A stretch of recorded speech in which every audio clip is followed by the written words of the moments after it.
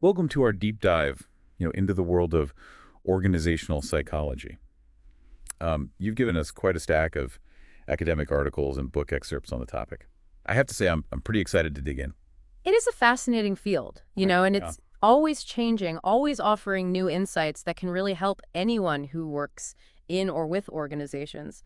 And I think these sources we have, they provide a great overview, of the field and its history, its research methods, and some of the practical ways that it's used out there in the real world. So let's dive right in. I think a natural place to start would be with a basic question. What exactly is organizational psychology? Yeah. We always hear the term organizational behavior too. Yeah. How are those two different? Oh, yeah. You've hit on a common point of confusion, I think. While they are related, they are not quite the same thing. Organizational psychology really dives deep into individual behavior and sees that as the key to understanding how groups function and even how whole organizations function. It's kind of like looking at the human building blocks that make up the larger structure. Interesting. So it's not just about the big abstract systems, but really how people act and interact within them. Exactly. And that focus on individual behavior really sets it apart from other fields like sociology or economics, which often take a broader, more macro level view. Yeah. Organizational psychology really zeroes in on the people side of things. Okay, I see that.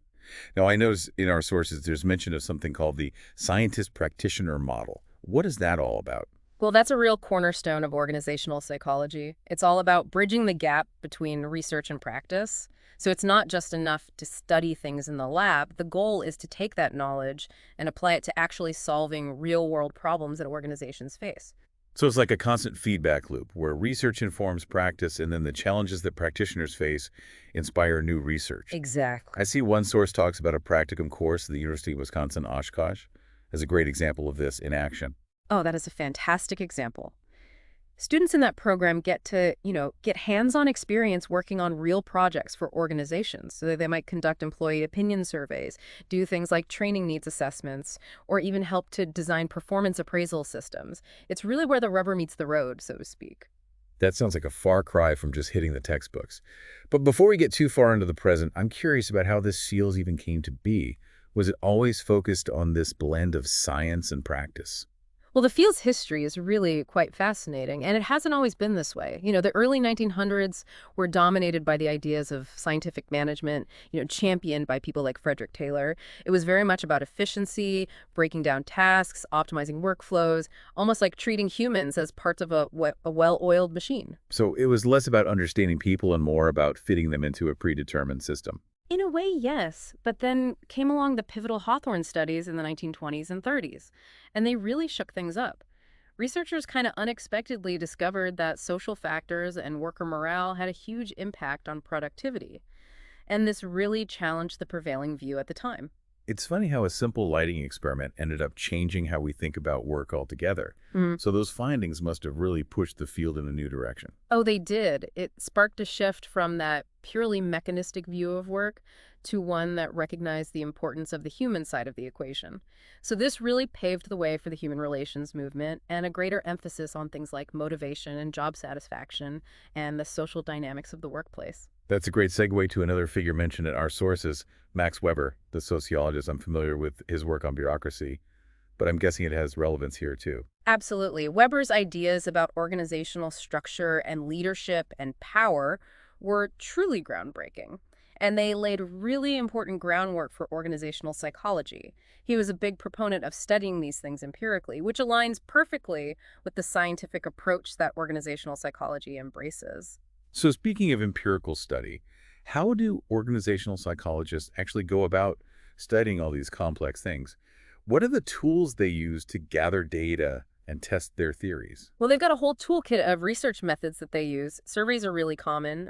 They allow them to gather a lot of data quickly. But of course, they do rely on self-reporting, which has its limitations. Right. People aren't always the best judges of their own behavior, I would imagine, and there's always that possibility of bias, wanting to present yourself in a certain way. Exactly. And that's why it's important to use multiple methods to sort of triangulate your findings. And experimentation is another key tool, either in controlled lab settings or out in the field in real organizations. I imagine it's not always easy to get organizations to just open their doors to researchers, though. How do they manage that? Yeah, you're right. It can be a challenge. But persistence and a clear explanation of the research goals can often go a long way. Directly contacting HR departments or even using mass mailings can be surprisingly effective. One of our sources even mentions a researcher who gained access to an organization just by sending a really compelling letter directly to the president. Wow, sometimes a direct approach is all it takes. Okay, so they've gathered their data, analyzed the results.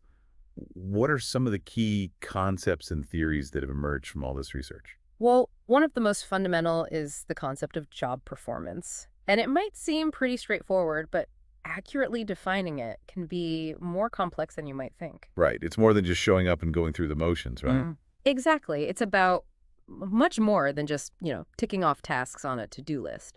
One of our sources highlights Campbell's model, which breaks job performance down into 8 key dimensions. And it includes things like how proficient you are at your specific tasks, but also how well you communicate, whether you're helping out your colleagues, the effort that you demonstrate, all of these things.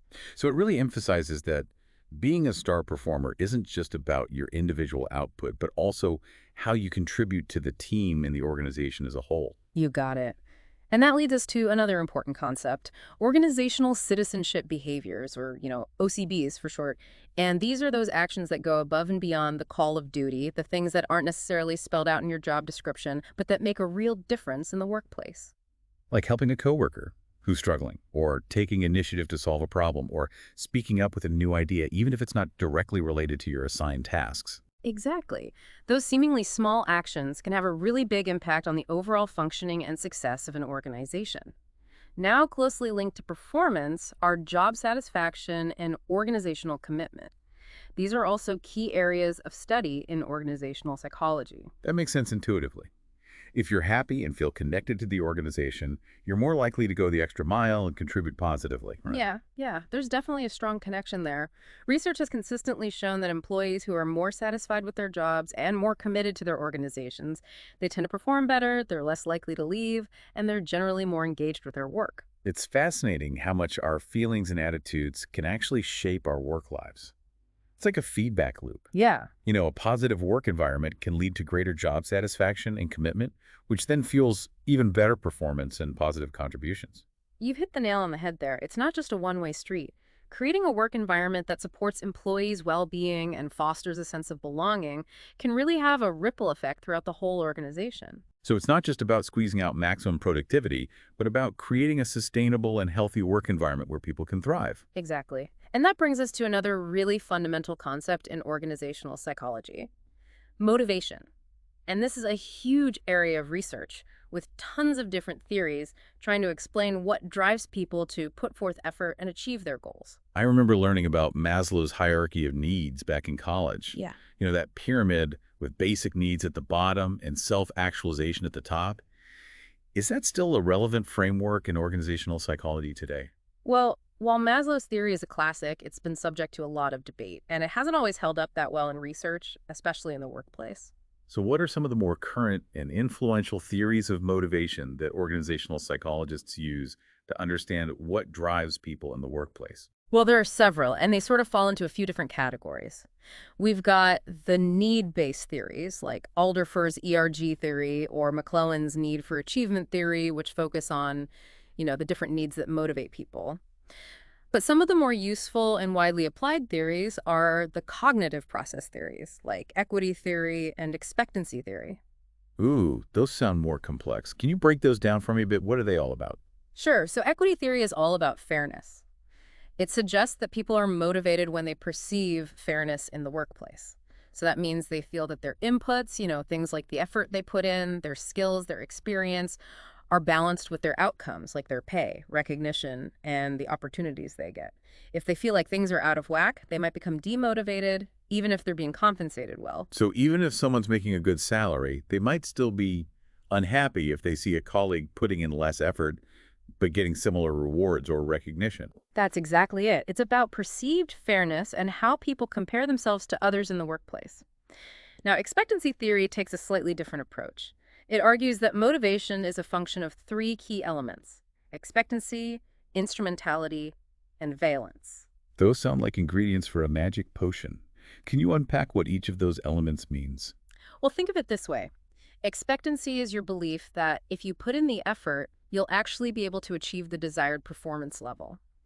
Then instrumentality is your belief that if you do perform well, you'll actually receive those promised rewards or outcomes. And then valence is the value you place on those rewards, how much you actually want them. So if any of those three elements is missing or weak, your motivation is likely to suffer. Okay, so if I don't believe that working harder will actually get me a promotion, or if I don't really care about getting promoted in the first place, I'm not going to be all that motivated. That's the essence of it. Each of those elements plays a crucial role in our motivation levels. That makes a lot of sense. So we've talked about job performance, organizational citizenship, job satisfaction, organizational commitment, and even dipped our toes into the complexities of motivation. Are there any other key concepts we should explore before we move on to the oh-so-fascinating topic of leadership in organizations? Wow, it feels like we've covered so much ground already, and there's still so much to explore. But from our deep dive into those core concepts of organizational psychology, I'm really starting to grasp how much our individual experiences in the workplace are actually shaped by all these underlying psychological dynamics. And we've only just scratched the surface. Remember, those individual experiences don't happen in a vacuum. We spend so much of our work lives interacting with others, working in teams, navigating all the complexities of group dynamics. That's right. It's like that saying, teamwork makes the dream work. Or, as the saying sometimes goes, teamwork makes the dream a nightmare. Yeah. I'm sure we've all been on both sides of that coin at some point. Oh, absolutely. Groups can be incredibly powerful forces for good when they function well, but they can also become, sources of frustration and conflict and just inefficiency if things go wrong. And that's why organizational psychologists spend so much time trying to understand what makes groups tick and how to make them more effective. So where do we even begin to unravel all the mysteries of group behavior? It seems like such a complex beast. Well, it starts with recognizing that groups are more than just a collection of individuals. They develop their own unique dynamics, their own unwritten rules, even their own personalities in a way. You're talking about group norms, Yeah. right? Those unspoken rules that guide how people behave in a group, like how they dress, how they communicate, or even how decisions get made. Exactly. And those norms can be incredibly powerful. They can influence everything from individual behavior to the overall success of the group. I remember reading about a study about how even high-status members of a group, they could be penalized if they violate those unspoken rules. It's like they have to earn what they call idiosyncrasy credits before they can stray too far from the norm. Yeah, that's a great way to put it. And it highlights how those group dynamics can be really powerful. Now, speaking of behavior, one of our sources talks about social loafing, a phenomenon I'm sure we've all encountered at some point in our lives. Oh, for sure. It's that tendency for people to put in less effort when they're working in a group, especially if their individual contributions aren't easily identifiable. Like when you're on a group project and someone's just coasting along, letting everyone else do the heavy lifting. Oh, the classic example. And it can be so frustrating, for the rest of the group. But the good news is there are ways to combat it, making individual contributions more visible, assigning clear roles, and fostering that sense of accountability can all help. So it's all about making people feel like their effort really matters and that they're going to be held responsible for their part. Seems like a good strategy, not just for group projects, but really any kind of collaborative work. Exactly. Now, another fascinating phenomenon in group behavior is conformity. The pressure to go along with the group, even if you have your own doubts or you disagree. Ah, yes. The classic Asch conformity experiments come to mind. It's amazing how easily our perceptions and even our judgments can be swayed by the opinions of others. It really is. And while conformity can be a positive force in some situations, it can help groups function smoothly and efficiently. It can also lead to problems, especially when it stifles critical thinking or prevents people from speaking up when they see something wrong. Which brings us to another term from our sources, groupthink, which sounds like it could be a dangerous consequence of too much conformity. Yeah, it definitely can be. Groupthink happens when a group becomes so cohesive and focused on maintaining harmony that they kind of lose their ability to think critically or evaluate alternatives. They might suppress dissenting opinions, ignore outside information, and become overconfident in their decisions.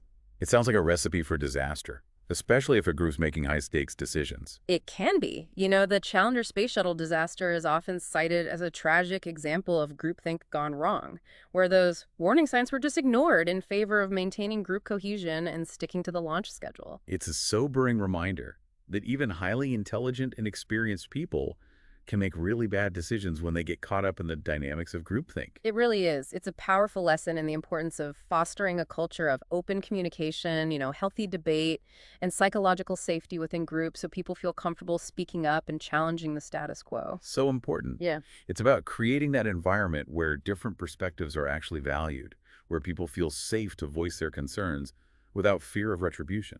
Exactly. Now, shifting gears a bit, I know our listener is also interested in understanding what makes groups truly effective. We've talked about some of the potential pitfalls, but what are some of the key ingredients that actually contribute to group success? Right, because ultimately groups need to be more than just cohesive. They need to produce results. What does the research tell us about what separates those high-performing groups from all the rest? Well, there are a few different models of group effectiveness out there. Each one offers valuable insights. One of our sources highlights McGrath's model, which breaks the process down into inputs, group interaction processes, and outputs. So when we think of it like a system, the inputs would be things like the skills and personalities of the group members, the resources they have available, and the nature of the task itself. Exactly. Those inputs set the stage for the group interaction processes, which encompass things like how they communicate, how they make decisions, how they handle conflict, how they work together as a team. And ultimately, those processes shape the outputs. The quality of the group's work, their efficiency, how satisfied they are with the experience. It's like a chain reaction, where each step influences the next. Yeah, you got it. And each link in that chain is important. Another source mentions Gladstein's model, which adds another interesting layer: the moderating role of the group's task. Meaning that the task itself can actually influence how those group processes and output play out. Precisely. Some tasks are very structured and routine, while others are more complex and require a lot of creativity and collaboration. And the optimal group processes will vary depending on the task. That makes sense. Yeah. A group that's working on an assembly line might benefit from really clear procedures and a hierarchical structure, but a group that's brainstorming a new product, they might need a more flexible and egalitarian approach to really spark that innovation. Exactly. It's all about adapting those group processes to the demands of the task and recognizing that one size doesn't fit all.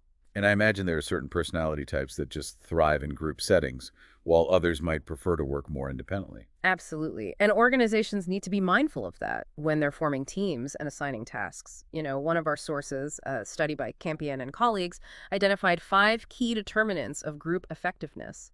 They found that task interdependence, outcome interdependence, potency, composition, and resources all play crucial roles. Can you unpack those a bit? I'm particularly interested in task interdependence and outcome interdependence. Sure, task interdependence refers to how much group members need to rely on each other to get the work done. Are their tasks closely connected, or can they work relatively independently? And then outcome interdependence, that focuses on how much their rewards are tied to the group's overall performance. Do they get individual rewards, or is their success measured collectively? So if everyone gets the same bonus, regardless of their individual effort, that would be low outcome interdependence. Exactly. And that can create problems, as we talked about with social living earlier. It all connects. And what about potency and composition? How do those factor into the equation of group effectiveness? Well, potency refers to the group's shared belief in their ability to succeed, their collective sense of confidence and efficacy. So a group with high potency, they believe they can achieve their goals and are more likely to persevere through challenges. Then composition, as you mentioned, is about the mix of skills and personalities and experiences within the group. Having the right blend of people, with complementary strengths can be a real asset. Sounds like a delicate balancing act to get all those elements just right. It can be. And organizational leaders play a crucial role in setting groups up for success by carefully considering these factors when they're forming teams and structuring work. Now, we've been talking about groups in isolation, but in reality, organizations are made up of multiple groups that need to interact and often depend on each other to achieve shared goals. You're right. You can't have the marketing team operating in a silo, completely ignoring the sales team or the engineers working on a product without any input from customer service. So how do those interactions between groups actually play out? What are some of the things that shape intergroup behavior in organizations? That's a great question. And it leads us into the fascinating world of intergroup dynamics, where things can get even more complex. The nature of the interdependence between groups is a major factor. Do they have shared goals, or are they competing for resources? Do they need to collaborate closely, or can they work relatively independently? It makes sense that those things would affect how well they get along. If groups are constantly fighting over resources or they have conflicting goals, that's bound to create tension and conflict, right? Exactly. And it's not just about the present. Their past interactions also play a role. Have they had positive experiences working together in the past, or is there a history of conflict and mistrust? It's like any relationship. Past experiences shape how you view each other and how you approach future interactions. Precisely. One of our sources even talks about how that past history of intergroup relations can actually be passed down to new members, even if those members weren't personally involved in the original events. It's like carrying baggage from previous relationships into a new one. Fascinating. It highlights how crucial it is to actually address those intergroup conflicts and find ways to build more positive and collaborative relationships. So, speaking of conflict, it seems almost inevitable when you have multiple groups with different priorities and different ways of working. What are some of the most common drivers of intergroup conflict that we see in organizations? Well, as we touched on earlier, goal incompatibility is a big one. When groups have goals that are directly opposed to each other, conflict is pretty much inevitable.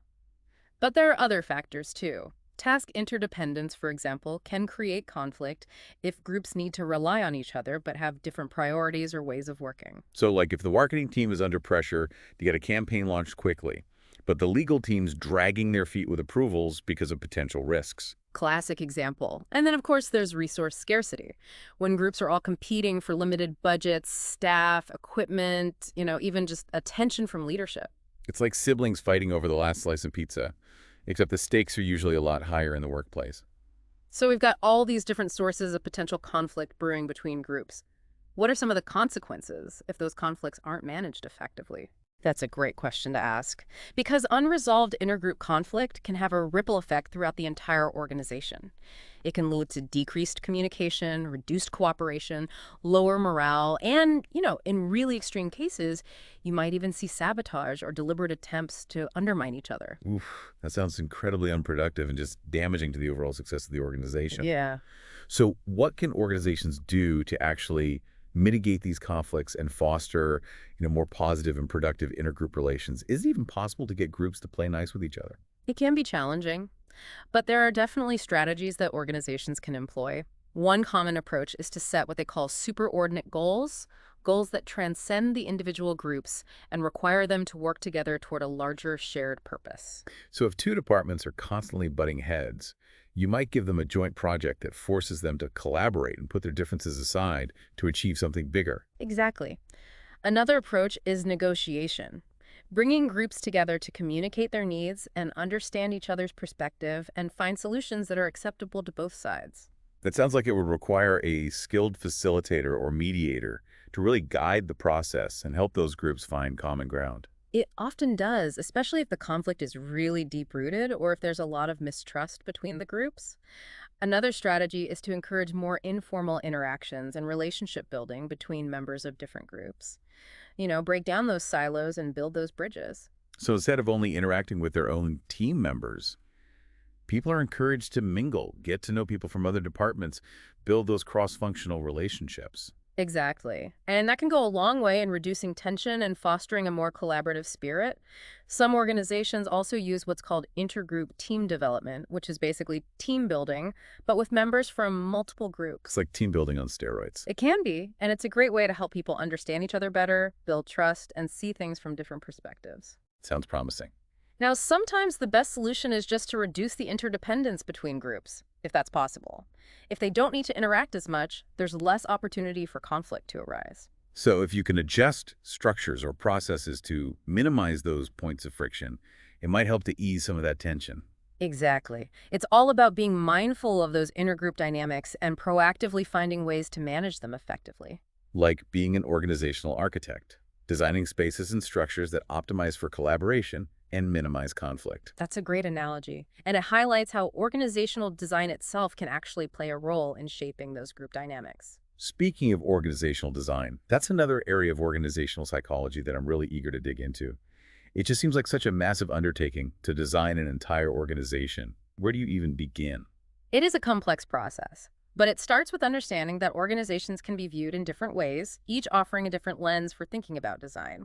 One of our sources mentions the metaphor of the organization as a biological organism. Interesting. So just like a living being, an organization has different systems that all need to work together to survive and thrive. Exactly. It needs to be adaptable, responsive to its environment, and able to maintain a state of equilibrium. Makes sense. But organizations aren't just random collections of cells. They're designed with a purpose in mind. Right. And that leads us to another common metaphor, the organization as a machine. So there's a blueprint, specific parts, and everything needs to function smoothly to produce the desired output. Precisely. And that's where organizational design comes in creating structures and processes and systems that help the organization achieve its goals efficiently and effectively. It sounds like a very complex puzzle with a lot of moving pieces to consider. It can be, and there are different schools of thought on how to approach it. One of our sources talks about classical organizational theory, which emphasizes things like clear hierarchies, specialization of labor, and standardized procedures. That sounds very top-down and bureaucratic. It is.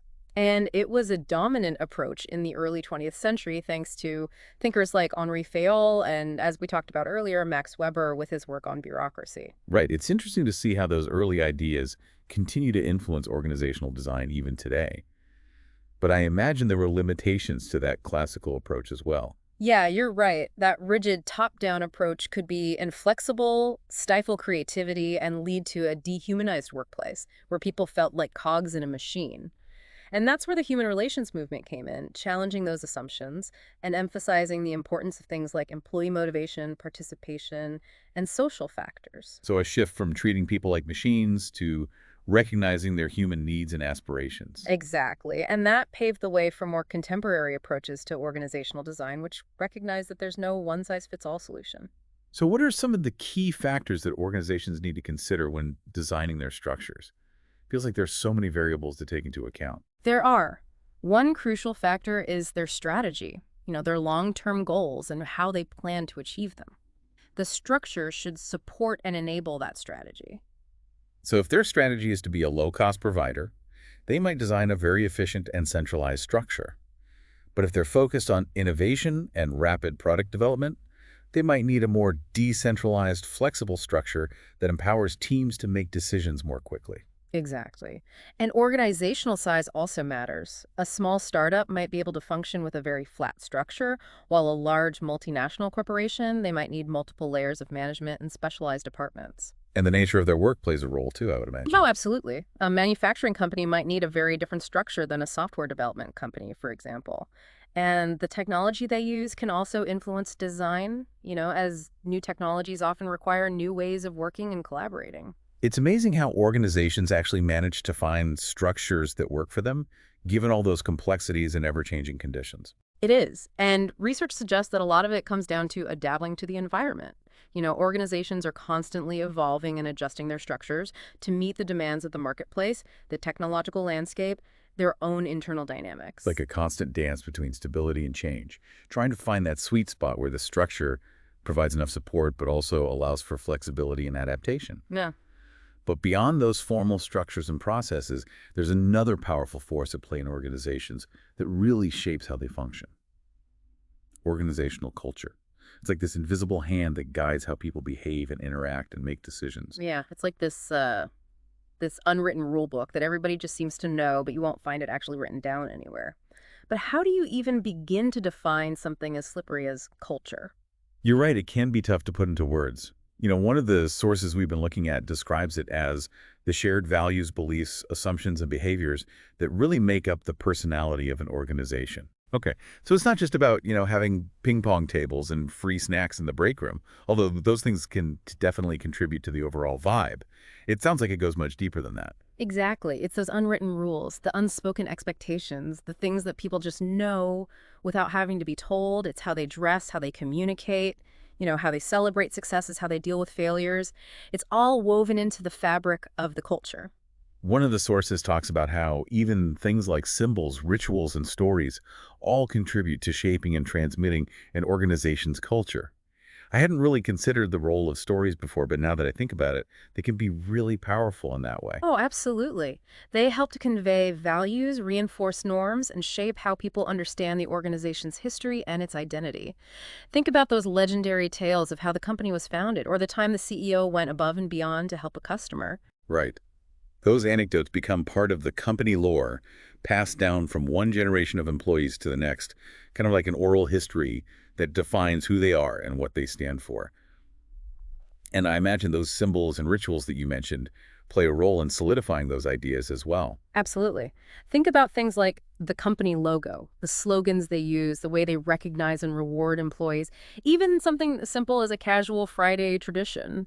They may seem like small things, but they all convey meaning and reinforce those cultural values.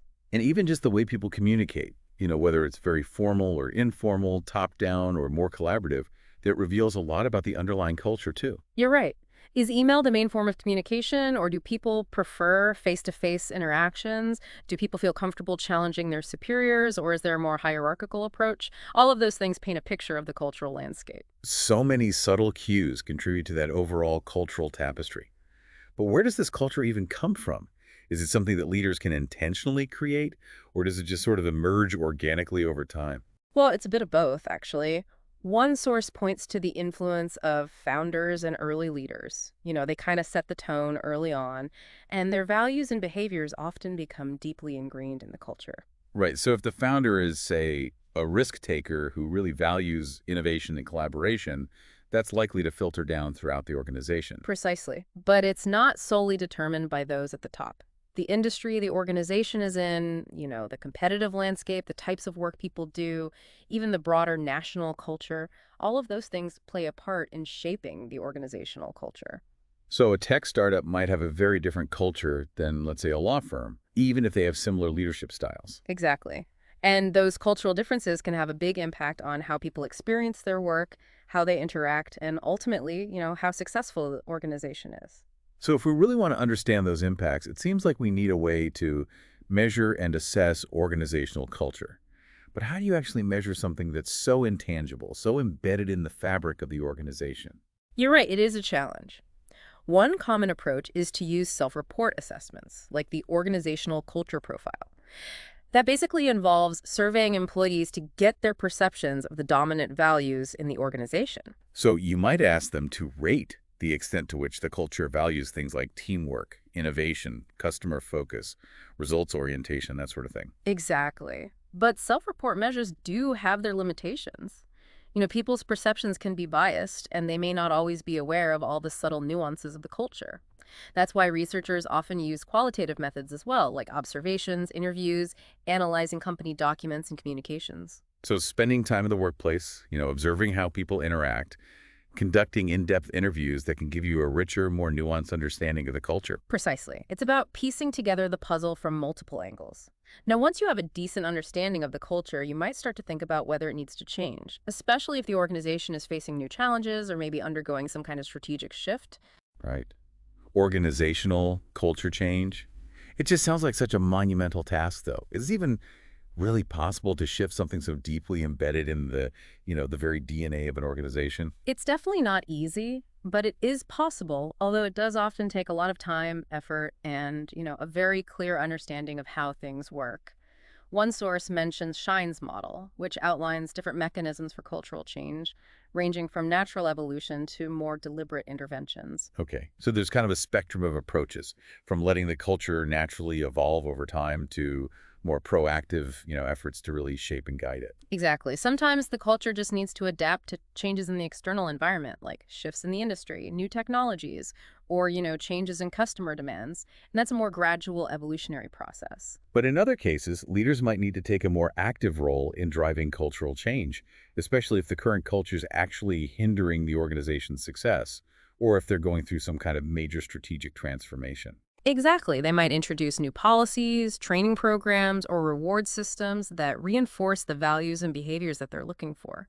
They might also, tell new stories, highlight different role models, or even redesign the physical workspace to signal a shift in the culture. It seems like it's not just about telling people to change, but really creating the conditions that support and reinforce those desired cultural shifts. Absolutely. And it's so important to get buy-in from employees throughout the process. People are much more likely to embrace change if they feel like they're part of the journey, not just being dragged along for the ride. It's like any kind of change, really. People need to understand the why behind it, and they need to feel like their voices are being heard. That's so true. And even when you do have that buy-in, sustaining that change over the long term can be one of the biggest challenges. It's like going on a diet, you know?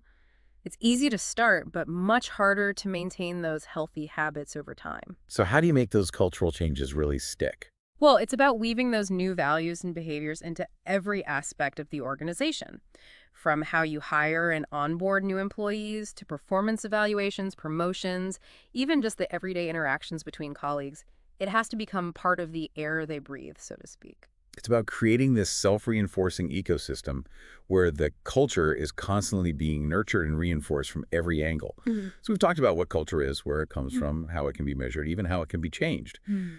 But why should we even care? What's the actual impact of culture on organizations and the people who work in them? It's a great question, and the research is really clear. Culture has a huge impact on everything from employee motivation and performance to customer satisfaction, innovation.